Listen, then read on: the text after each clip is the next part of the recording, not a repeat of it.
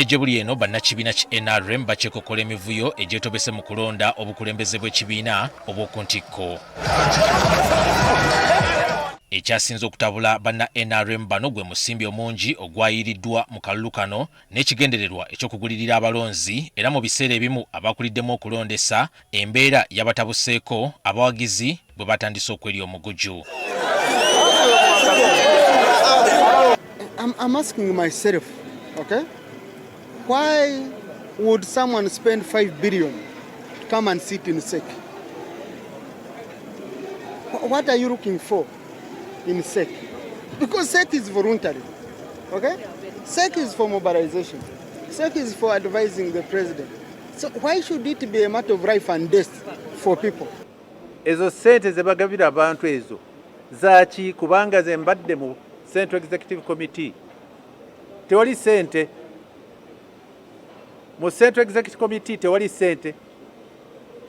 Tebakuwa ofisi, tebakuwa motoka, tebakuwa yadde kasimu, temuli sente. At the level of bribery, of intimidation, of abuse of office, of corruption during this election has been exceedingly high. Indeed, it has been unprecedented. Embeera eno yalese bannakibiina bangi bennyamivu olw'emivuyo gino n'abamu egyabaviiriddeko okusubwa ebifo bye babadde beegwanyiza nga kati ekibuuzo ekiriwo y'engeri ekibiina gye kigenda okweyongerayo oluvannyuma lw'ebyabaddewo okunyiiza abawerako. Moses Kalangwa yabadde avuganya ku kyamyuka ssentebe wa NRM mu Buganda ng'ali wamu n'abamu ku bawagizi be. Olwaleero bazinze ekitebe ky'akakiiko k'ebyokulonda ka NRM okuleeta okwemulugunya kwabwe mu buwandiike nga bawakanya obuwanguzi bwa Minisita Haruna Kyeyune Kasolo eyabamezze. Wabula Kalangwa abasirikale abakuuma ekifo kino tebamuganyizza kuyingira ne bamutegeeza nti abakulu babadde alina okutwalira ensonga ze mu woofiisi babadde tebaliimu. No, for him is just dropping a letter. Ono abadde yeesimbye ku national okutula ku seetu ayisibwa bwati ne baggalawo olw'offe babisaati. Naye lwaleero ntuuze wano olwokutaano ziri ssaawa 8:30 kumpi office ya NRM zigale ekintu ekitali kirungi. From West Nile region as a block we gave Kalangwa Kalisa votes that we know could take him to success. We are not happy with what has happened. Oli mpulira oli agenda yeerangirira n'abamulonda tebaliyo. Kuba namusinga buli wantu wonna. Naye baba nga lwekiri emabega w'ekyo nakyo bakibe bakitubuulire.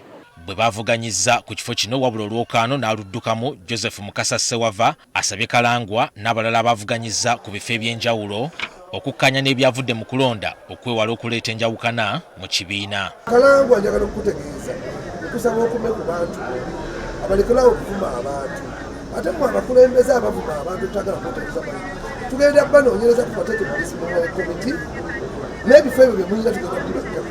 Tukitegedde nti okugonjoola emirerembe gyonna egyabaluseewo mu bannakibiina ng'entabwe eva ku busungu bwa kalulu, ssentebe wa NRM aliko akakiiko kagenda okuteekawo katalaaga eggwanga lyonna okutabaganya bannakibiina. Naye bino bye tulimu bya bufuzi. Ebyobufuzi bikolebwako na bya bufuzi.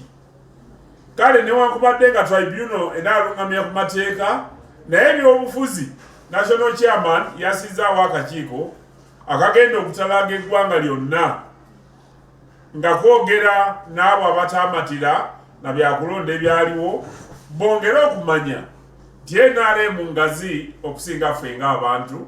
Emmanuel Dombo omwogezi w'ekibiina asabye banna NRM abawanguddwa ku bifo okukkiriziganya n'ebyo ebyavudde mu kulonda ku lw'obulungi bw'ekibiina.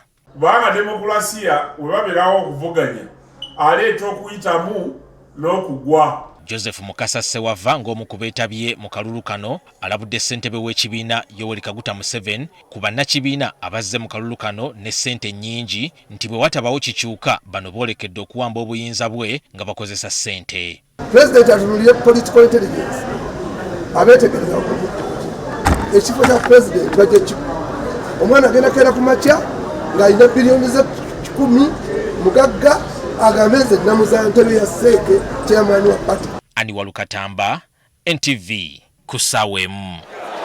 0. Let's have the line of